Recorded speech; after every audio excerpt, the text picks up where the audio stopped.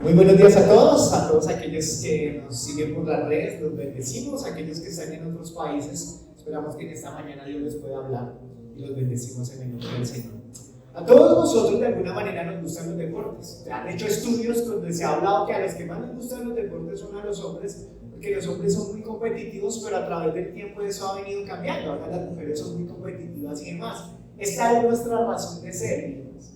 Cuando uno empieza a encontrar a muchos jugadores, muchos hombres no pudieron brillar a través de la historia porque muchos de ellos les faltó un equipo para poder trabajar. Y a veces en la vida queremos trabajar y sacar las cosas adelante, pero sabemos que necesitamos conformar equipos. El esposo y la esposa, la idea es que sean un equipo. El problema es cuando se casan y son las personas inadecuadas, no se convierten en un equipo, sino en una división. Y una casa dividida no prospera. Por eso es tan importante que nosotros aprendamos a trabajar en equipo desde nuestra pareja, desde nuestra propia familia. Cuando tenemos unos proyectos, unos deseos, unos sueños, empezamos a avanzar y demás. El Señor sabe que necesitamos conformar un equipo para poder avanzar o para poder crecer. Y el Señor Jesucristo, precisamente guiado por el Padre, Él sabía que para poder revolucionar el mundo como lo ha hecho Jesús y sus discípulos, fue precisamente conformando un equipo. Y hoy precisamente quiero hablar de reclutando perdedores. ¿Cómo se llama la charla de hoy? Reclutando perdedores. Y reclutando perdedores es básicamente porque cuando uno ve a Jesús, Jesús tiene una manera de pensar totalmente diferente a la que nosotros tenemos. Una manera de pensar en la cual estos discípulos que fueron llamados por Dios son discípulos que no encajan en las características de un equipo ganador. Ustedes van a ver, por ejemplo, que uno de los jugadores que ha sido referente en estas últimas generaciones en el baloncesto fue Michael Jordan. Y uno va a ver que al final de los 80 fue un hombre con unas capacidades, unos dotes tremendos para jugar, para poder mover el balón y demás. Pero ustedes van a ver que él siempre ganaba títulos como la mejor cesta, el mejor salto, como tal, era el mejor anotador como tal, pero no podía ganar títulos. Y después de los 90, él empieza a ganar títulos porque precisamente se empieza a conformar un equipo. Y allí nos habla desde cómo uno puede entender que necesita uno en los deportes, necesita conformar un equipo, porque un equipo está para ganar títulos, no para ganar la malla goleadora o el que más balones enceste, sino está precisamente para ganar títulos. Y el Señor empieza a escoger una serie de hombres con un perfil como no muy adecuado, y ese perfil está allí en Marcos capítulo 3, versículo 13 al 19, y dice: y subió al monte, Jesús ya subió al monte porque era un tiempo donde siempre que iba al monte iba a orar, y llamó a los que él quiso. Dice que para poder llamar a sus discípulos, él va primero y ora y le consulta al Señor. Y ellos vinieron a él y designó a 12 para que estuvieran con él y para enviarlos a predicar y para que tuvieran autoridad de expulsar demonios. Designó a los 12 a Simón, a quien puso su nombre Pedro, Jacob, hijo de Zebedeo, y Juan, hermano de Jacobo, a quien puso por nombre Boanerges, que significa hijo del trueno. Entre Andrés, Felipe, Bartolomé, Mateo, Tomás, Jacobo, hijo de Alfeo, Tadeo, Simón el cananita y Judas Iscariote, el que también le entregó. Este es como básicamente todos estos discípulos. El Señor empieza a tomar hombres que no son referentes como tal. Muchos de ellos en el Antiguo Testamento, o bueno, en la Antigüedad se determinaba que para poder ser rabí, ellos tenían que haber memorizado la Torá. O sea, los primeros 5, o el Pentateuco, los primeros 5 libros de la Biblia, ellos tenían que aprendérselo de memoria. Y cuando eran a los 8 o los 9 años, entonces tenían que recitarlo delante de las demás personas, y se dice que muchos de estos discípulos intentaron encajar de alguna manera con los sacerdotes, con los fariseos, con los saduceos, que eran este tipo de sacerdotes que movían aquí la religión, y muchos de ellos nacían con la expectativa: queremos ser un sacerdote, queremos ser un fariseo, queremos ser parte de ellos. Pero a Pedro no le funcionó, lo rechazaron porque no tenía muy buena memoria. Empezaron a rechazarlos a ellos porque no encajaban como tal. Y uno empieza a ver en el grupo del Señor que eran pescadores. Unos eran pescadores, otros eran de Galilea. Se decían que de Galilea no salía algo bueno, pues Galilea eran personas no tan inteligentes, no tan pilas y demás. Y entonces Jesús coge a estos hombres, coge a un tal Mateo, un tal Mateo, que su manera de pensar precisamente era servirle a Roma y a través de Roma cobrar los impuestos. Entonces el hombre decía: yo soy judío, pero de todas maneras le sirvo a los romanos y yo cobro los impuestos, y ellos tenían una seria libertad. Entonces los mismos judíos odiaban muchísimo a todo cobrador de impuestos. O sea, Mateo era otro de los discípulos que rechazaban completamente los judíos porque era un hombre que consideraban que era un vendido. Pero también allí estaba Tomás. Tomás era un hombre que precisamente tenía la fama de que era incrédulo. Cualquier cosa que le decían era incrédulo. Cuando Jesús se le aparece y le dice: no, sí, usted puede ser Jesús, pero de pronto usted es un hermano gemelo de Jesús, entonces venga, déjeme tocar las llagas, y hasta que le toca las llagas finalmente se convence. Otro discípulo como Simón el Celote. Se dice que este hombre venía de unos grupos que eran llamados los grupos sicarianos. Y eso, de allí viene la palabra sicario. Todos ellos andaban con una daga, que era una daga redonda como tal, y ellos lo que hacían era que veían a la gente, iban y lo apuñaleaban. A su mamá le gusta coser, pues que le cosa esta, y lo cosían, y luego se escapaban como tal, como si nada y demás. Se decía que este hombre, Simón, era del grupo de los celotes, de los guerrilleros, y que iba en contra precisamente. Si alguien odiaba eran a los romanos, y si alguien odiaba era precisamente a los cobradores de impuestos. Y el Señor mete en ese mismo grupo de los 12 a estos hombres. Si uno podrá decir: pero Señor, ¿en qué cabeza te cabe que vas a meter a uno que representa precisamente la manipulación y demás, y al otro que es supremamente extrovertido, que es el guerrillero, y a estos todos ellos, ¿cómo los metes aquí? ¿Cómo conformas un equipo para hacerlo? De nosotros lo que hubiéramos hecho, porque ya en la época de Jesús había algunas universidades, porque el Señor más bien nos separó a mirar el currículum y empezó a mirar: no, este man es fino en las matemáticas, este man es fino en esto, este man es fino en esto otro, y hubiera podido sacarlo. Pero finalmente Jesús dice que Él escoge lo que nosotros no queremos o no queremos escoger. Ustedes van a ver que hay un equipo en Haití. En 1989 estuvieron las Olimpiadas, y en estas Olimpiadas Estados Unidos se conocía como una potencia, y todos los jugadores que iban allí eran jugadores universitarios. Pero en 1989 y 1988 ellos van a competir, y cuando ellos compiten perdieron y demás, quedaron como en el tercer lugar. Y yo digo: pero nosotros somos una potencia.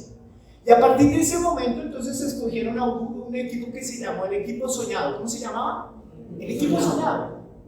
Y ese equipo soñado era precisamente un equipo donde escogieron a todos los de la NBA, y a partir de 1991, por allá en septiembre, eligieron a Michael Jordan, a LeBron, LeBron es de esta época, pero estuvo Michael Jordan, estuvo Larry, estuvieron una serie de jugadores allí muy conocidos, Magic Johnson y demás, y se conocía como uno de los equipos más ganadores, y le decían el grupo de ensueño, porque era todo un equipo de ensueño como tal. Este equipo no tenía nada que ver con el equipo de Jesús, porque el equipo de Jesús no tenía nada bueno, era un equipo de perdedores completamente, y el Señor decide llamar a este grupo o a estos hombres como tal para que ellos conformen realmente lo que era un equipo ganador. Listo, entonces alguien como tal decidió, ¿cómo decir? Bueno, si yo tuviera, se llama un hombre, en una academia como tal, decidieron hacer como un estudio o un perfil de estos hombres, y empezaron a decir, de estos hombres que conformaron el grupo de Jesús. Entonces empezaron, gracias por enviar el currículum de los 2 hombres que has escogido. Por supuesto que su liderazgo en su nueva organización es como, este ejercicio que vamos a hacer aquí es como que en una academia determinaron: vamos a estudiar el perfil de todos estos hombres que son del equipo de Jesús, a ver cómo les va de bien. Y entonces ellos empezaron ahí como imaginariamente a hablar sobre este equipo. Entonces dice: gracias por el currículo de los 12 hombres que han escogido para puestos de liderazgo en su nueva organización. Todos ellos han tomado nuestra batería de prueba, y no solo hemos evaluado los resultados a través de nuestro computador, sino que también organizamos entrevistas personales con cada uno de ellos, con nuestro psicólogo y consultor de actitud profesional. Los perfiles de todas las pruebas se incluyen y tendrán que estudiarlos cuidadosamente. Como parte de nuestro servicio vamos a hacer algunos comentarios generales. Esto se da como resultado de consultas con el personal y vienen sin ningún cargo adicional. Es la opinión personal de que la mayoría de los candidatos carecen de antecedentes de educación y actitud profesional para el tipo de empresa que están llevando a cabo. Ellos no tienen el concepto de equipo, les recomendamos que continúen con su búsqueda. Arranquemos. Simón Pedro es emocional, inestable y dado a arrebatos de mal genio. Andrés no tiene absolutamente ninguna cualidad de liderazgo. Los hermanos Santiago y Juan anteponen el interés personal por encima de la lealtad de la empresa. Tomás tiene una actitud escéptica que tiende a socavar la moral. Es nuestro deber decirle que Mateo ha estado en la lista negra de la Oficina de las Buenas Prácticas Comerciales de la Gran Jerusalén. Santiago, hijo de Alfeo, y Tadeo tienen inclinaciones radicales y muestran una alta puntuación a la escala maníaco-depresiva. Solo uno muestra gran potencia. Vamos a ver cuál es el que muestra gran potencia. Solo uno muestra gran potencia, capacidad, ingenio, espíritu empresarial, hace contacto bien con la gente, es ambicioso y motivado. Le recomendamos a Judas Iscariote como el controlador, el que maneja las finanzas y el hombre de mano derecha. Jesús, ese debería ser el suyo. Los integrantes del equipo de Jesús eran 12 hombres comunes y corrientes con una serie de dificultades y problemas. Ahora uno podría decir, ¿cómo este perfil de acá, cómo el Señor escoge esto? Y Él escoge por varias razones estos hombres. Mira, una de las razones que Él escoge o que nos muestra su misericordia. ¿Qué tiene allí? Su misericordia. Allí dice que Él coge lo más menospreciado, lo que otros menospreciaron y demás, y el Señor los coge y los pone en un lugar privilegiado. Y eso a nosotros nos da esperanza porque nos empieza a decir, hombre, si fue capaz de coger a un Pedro que anda quitando orejas o un Pedro que anda faltoneando y demás, ¿cómo Él no se puede fijar en mí? ¿No? Si Tomás fue tan incrédulo como tal y tan atrevido de llegar y tocar las manos del Señor Jesús, yo cuánto tengo de incrédulo.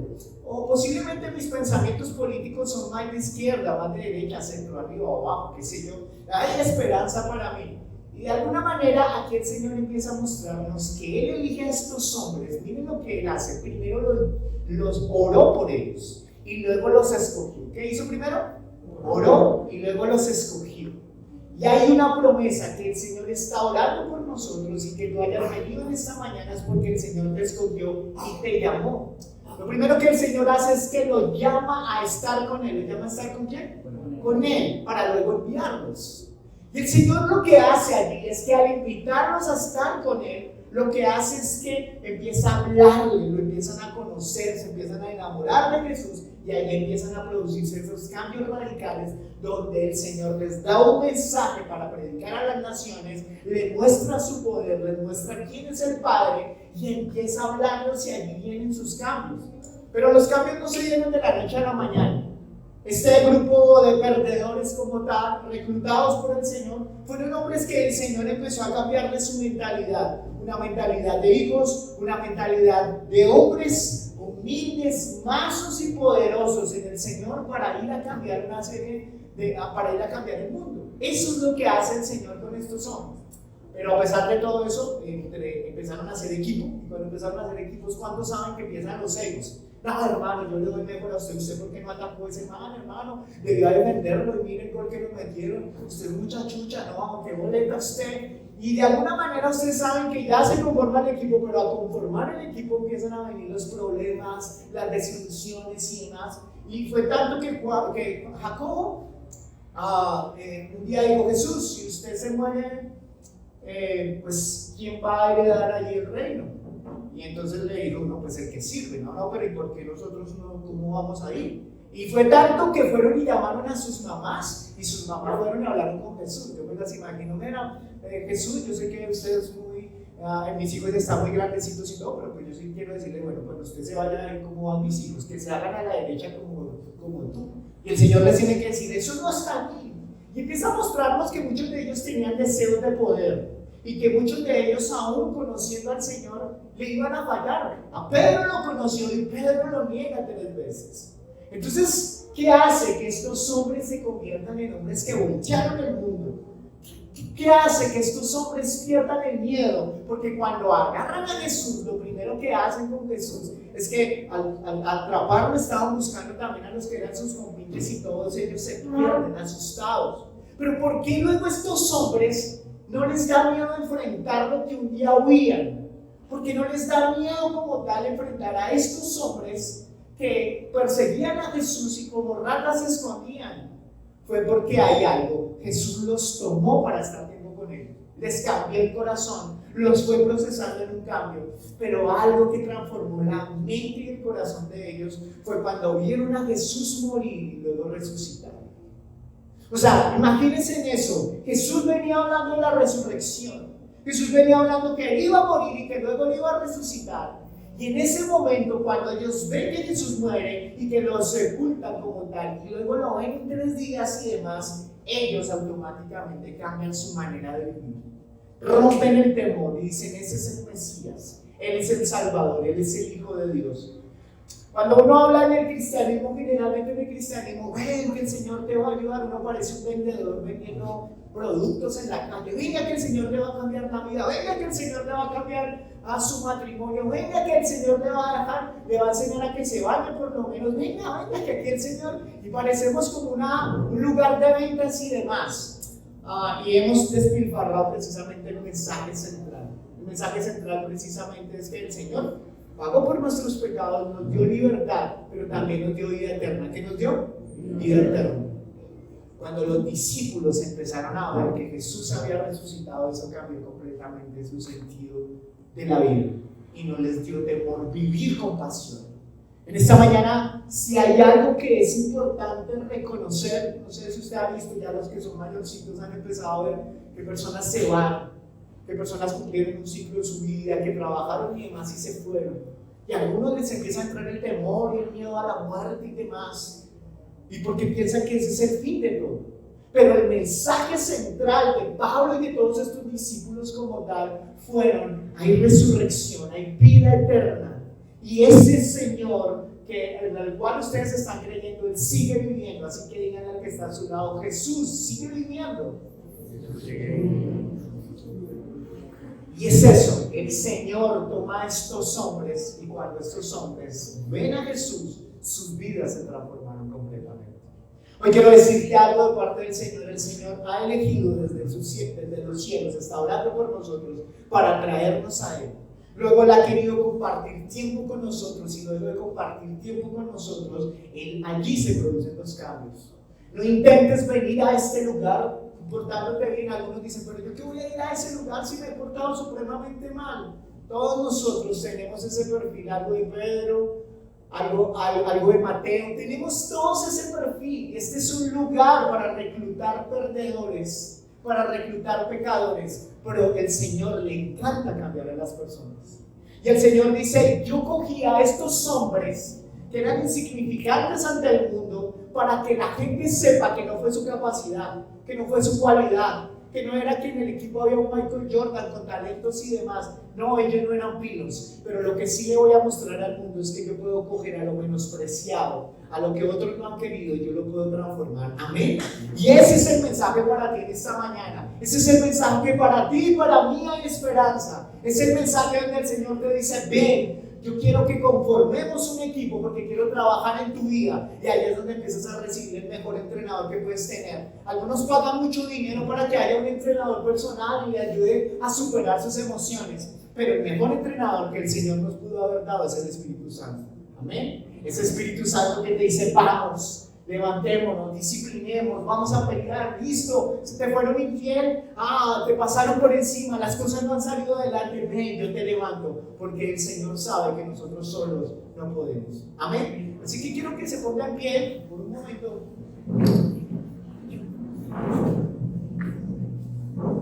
Allí quiero que ponga las manos en su corazón.